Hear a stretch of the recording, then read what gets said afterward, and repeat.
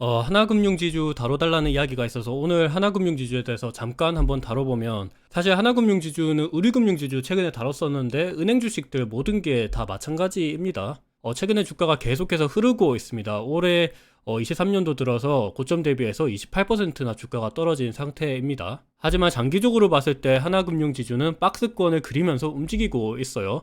그러니까 뭐 크게 급등이 나타나는 종목은 아닌데, 좀 배당을 받으면서 안정적으로 투자하시고 싶으신 분들은 저는 하나금융지주 괜찮게 보고 있습니다. 왜냐하면 일단 하나금융지주를 말씀드릴 때 이전부터 한번 보시는 게 가장 좋을 것 같은데, 숫자, 지금 찍히는 숫자 기준으로는 굉장히 좋습니다. 올해 기준으로 영업이익은 5조 정도 찍히고 PER이 3배, 그리고 PBR은 0.29배입니다. 굉장히 저렴하죠. 배당 수익률은 9% 정도 나오고 BIS 비율이라고 그래가지고 안정성을 나타내는 건데, 하나금융지주 정도면 좀 안정적이다, 건전한 자산을 가지고 있다라고 보시면 될 것 같아요. NPL 비율은 고정이하 여신 비율인데, 그러니까 부실 채권도 별로 없습니다. 굉장히 안정적인 기업이라고 보시면 될 것 같아요. 2006년도부터 2023년도까지 거의 한 20년간 하나금융지주의 PBR 밴드 차트를 나타내는 건데, 지금 0.3배 밴드 하단까지 도달했습니다.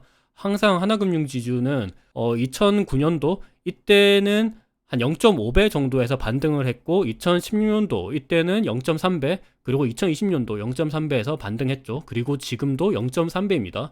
어찌 보면 지난 PBR 밴드 차트 기준으로 봤을 때 하나금융지주는 지금이 저점이다, 요렇게도 한번 살펴볼 수 있을 것 같아요. 그렇다면 하나금융지주가 돈을 잘 버냐? 예, 확실히 잘 법니다. 지난 10년간 하나금융지주는 꾸준히 돈을 잘 벌고 있습니다. 꾸준히 우상향을 하고 있죠. 참고로 2012년도 때 이때 돈을 잘 벌었었던 거는 그때 외환은행을 인수했습니다. 그래서 일회성 이익으로 이렇게 돈이 한 방에 이렇게 잡혔었던 거고, 그걸 제외하면 하나금융지주는 꾸준히 돈을 잘 벌고 있고, 이 돈 버는 금액도 계속해서 늘어나고 있습니다. 앞으로도 이거는 늘어날 것이라고 보고 있어요. 배당도 계속해서 더 주고 있습니다. 2020년도 코로나 때는 뭐 경기 상황이 워낙 안 좋으니까 그때 배당을 많이 늘리지 말라고 정부에서 이야기를 했었죠.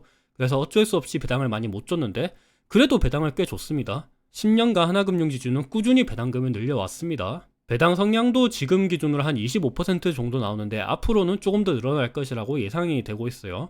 10년 전만 하더라도 배당 성향이 거의 한 6% 정도밖에 안 됐었는데, 지금은 26% 정도로 굉장히 많이 늘었었죠. 앞으로 주주환원 정책을 미국을 따라갈 것이라고 보고 있기 때문에 배당 성향도 지금보다 더 늘어날 것 같은 느낌이 들고 있어요. 하나금융지주는 최근에 분기 배당도 시행을 하고 있죠. 그래서 이번 분기에는 600원 정도 주고 한 1.5% 정도의 배당 수익률이 분기마다 나오고 있습니다. 그래서 보수적으로 투자하시고 싶으신 분들은 은행 주식들 저는 충분히 매력적이라고 보고 있습니다. 하지만 최근에 주가가 왜 이렇게 안 가냐, 요거는 당연히 이 문제 때문에 그렇습니다. 해외 부동산이랑 국내 부동산 PF 문제가 있죠. 하나금융지주의 해외 상업용 부동산 관련한 익스포저는 약 4조 6천억 정도가 있는데, 그 중에서 증권은 2조 4천억, 은행은 1조 3천억 정도가 있다고 해요. 미국, 유럽이 대부분을 차지하고 있고, 이 중에서 오피스 빌딩, 그러니까 상업용 빌딩이 대부분이라고 합니다. 최근에 상업용 빌딩이 굉장히 문제가 많죠. 미국의 위워크 같은 경우는 파산한다 그러고 있고, 실리콘밸리에 있는 많은 스타트업들이 되게 힘든 과정을 거치고 있습니다. 홍콩 부동산 같은 경우도 최근에 오피스 빌딩이 뭐 문제가 많이 생기면서 미래에셋 증권이랑 우리은행이 이 자금을 회수를 못했죠. 그러면서 충당금을 굉장히 많이 쌓았는데, 하나금융지주도 이쪽으로 마찬가지라고 생각을 하시면 될 것 같아요. 국내 부동산 PF 리스크도 마찬가지입니다.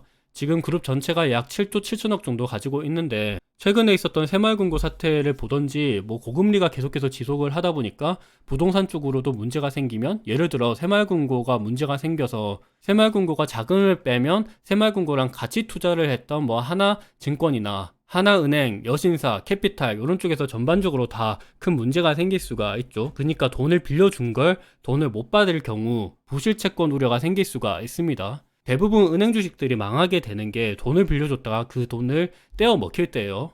근데 지금 고금리 상황이 지속이 되다 보니까 뭐 다들 힘들잖아요. 내가 돈을 빌려줬는데 금리는 계속해서 오르고 있고 이자 비용도 많이 나가고 있고, 그 돈을 회수하지 못할 때 그게 가장 큰 리스크이기 때문에 지금 주가는 당연히 못 가는 게 어찌 보면 필연적이라고 보면 될 것 같아요. 하지만 장기적으로 봤을 때 하나금융지주 저는 충분히 괜찮다고 보고 있습니다. 왜냐하면 앞서 보셨다시피 BIS 비율도 괜찮고 NPL 비율도 지금 괜찮은 편이에요. 말씀드렸던 것처럼 국내 부동산 PF 리스크가 어찌 보면 가장 큰 문제인데, 하나금융지주 같은 경우는 다른 중소형 은행들이나 증권사들 대비해서 그래도 좀 양호한 모습을 보이고 있습니다. 이거는 증권사별 자본 대비 부동산 신용공여 비중을 나타내는 건데, 하나증권 같은 경우는 이쪽에 있습니다. 자본 대비해서 비중이 그렇게까지 많지가 않아요.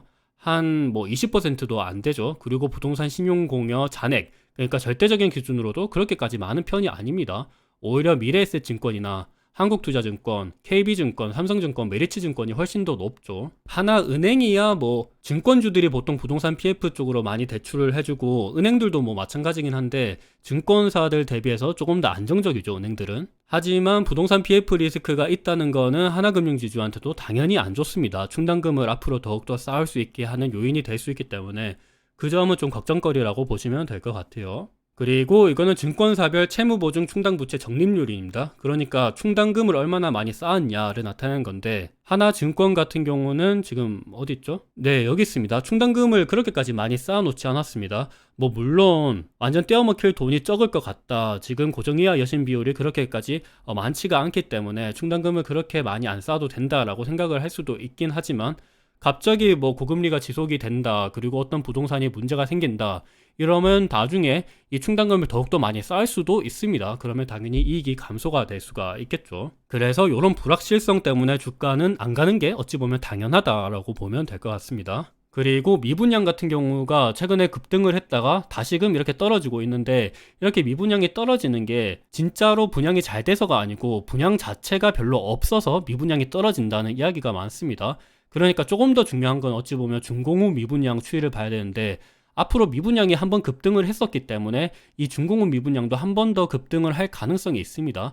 항상 2008년도 때 보더라도 중공후 미분양보다는 미분양이 조금 더 선행하는 모습을 보였습니다. 그래서 준공하고 난 다음에 미분양이 한번 급등을 하게 되면 그때는 좀 문제가 또 생길 수가 있겠죠.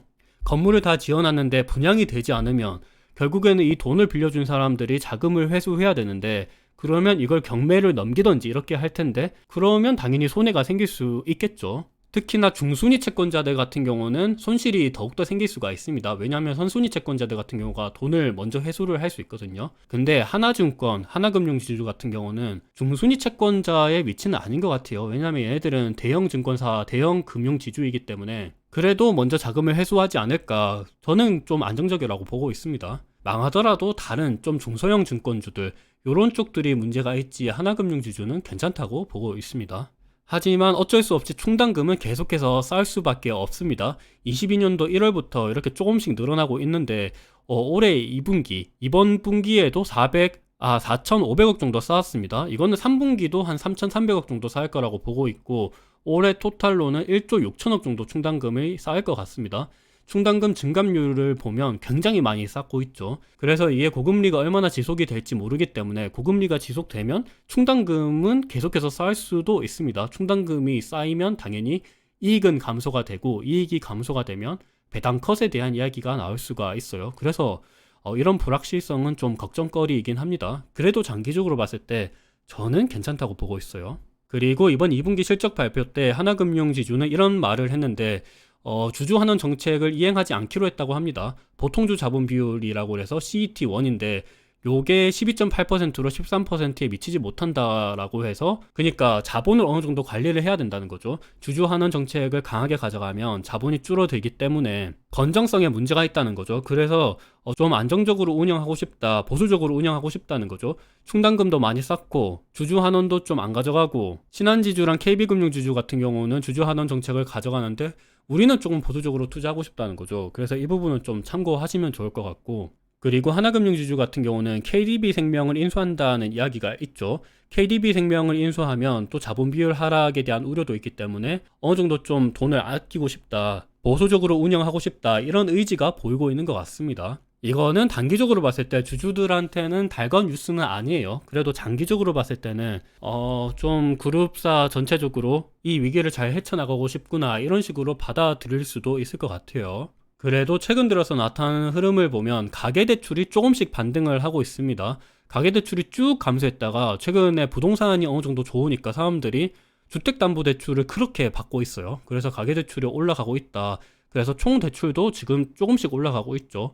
하지만 기업대출 같은 경우는 아직 계속해서 겨울철입니다. 꽝꽝 얼어붙고 있어요. 그래도 대출이 다시금 늘어나고 있다는 거는 은행들 같은 경우가 예대 마진으로 장사를 하는데 당연히 긍정적이라고 볼 수 있겠죠. 조금 더 세부적으로 보면 주택 대출이 늘어나고 있습니다. 물론 가계 일반도 늘어나고 있어요. 하지만 기업 대출은 계속해서 안 좋다는 점 한번 참고하시면 좋을 것 같고, 그래서 이거는 최근에 부동산 시황이 좋다 보니까 이렇게 늘어나는 거고, 부동산 시황이 다시 안 좋아지면 다시금 떨어질 수도 있습니다. 그래서 사실 이 부분만 보고 은행 주식들이 무조건 좋을 거다라고 예측하는 거는 좀 무리가 있어 보여요. 말씀드렸다시피 아파트 가격이 어느 정도 지금 다시 반등을 하려고 하는 움직임이 보이고 있어요. 이거는 전국 아파트 가격이다 보니까 이렇지, 서울 아파트 가격은 이미 조금 반등하고 있죠. 그리고 거래량도 조금 다시 올라오고 있습니다. 그래도 고금리가 계속 지속한다 그러면 요게 다시금 떨어질 수 있기 때문에 완전히 안도하기는 이른 것 같습니다. NIM, 순이자 마진 같은 경우는 조금씩 감소하고 있습니다. 하나금융지주의 어찌 보면 실적을 예측할 때 이거를 가장 우선시 봐야 되는데 조금씩 떨어지고 있다는 점은 안 좋은 거긴 하죠. 이렇게 떨어지는 거는 국고채 금리가 떨어졌기 때문입니다. 하지만 최근 들어서 다시 상승을 하고 있어서 NIM이 다시 상승을 할 수 있다. 요 점도 한번 살펴볼 수 있을 것 같아요. 그래도 좀 걱정스러운 점은 은행 주식들 같은 경우가 정부가 자기네들 것인 줄 알고 이걸 좀 통제하려고 하고 있습니다. 하지만 결국에는 이게 완전히 정부의 뜻대로 가기는 힘들다고 생각을 하고 있어요. 어느 정도는 대출 금리를 좀 낮추고 예금 금리를 높이고 이런 모습을 보일 수도 있긴 하지만 장기적으로 봤을 때는 꾸준히 돈을 잘 벌려고 요거를 컨트롤 할 겁니다. 그래서 크게 걱정할 거리는 아닌 것 같아요. 그래서 하나금융지주의 장기간 월봉 차트를 보면 꾸준히 박스권을 그리면서 움직이고 있습니다. 그래서 급등은 없겠지만 좀 안정적으로 투자하고 싶다. 그러니까 자금이 많으신 분들, 나이가 좀 있으신 분들, 돈을 잃는 게 진짜 원체 싫으신 분들은 괜찮은 것 같아요. 장기적으로 안정적으로 투자하시고 싶으신 분들은 배당을 받으면서 투자를 하면 되니까. 그리고 박스권에 왔을 때 그냥 상단에서 팔고 하단에서 사고 이런 흐름을 보이면 되거든요. 지금 PER이 3배, PBR이 0.3배, 그리고 배당 수익률이 9%. 요거면 진짜 숫자적으로는 진짜 괜찮아 보이죠. 영업이익도 꾸준히 증가를 하고 있습니다. 아니 PER 3배면 3년 벌면 하나금융지주를 산다는 건데 더 이상 떨어질 것도 있나 라는 생각도 들고 있고, PBR도 0.3배면 하나금융지주가 가지고 있는 북밸류보다 70% 할인해서 판다는 건데 저는 진짜 매력적인 것 같아요. 돈은 꾸준히 잘 벌고 있습니다. 계속해서 우상향하고 있고 이거는 앞으로도 우상향할 거예요.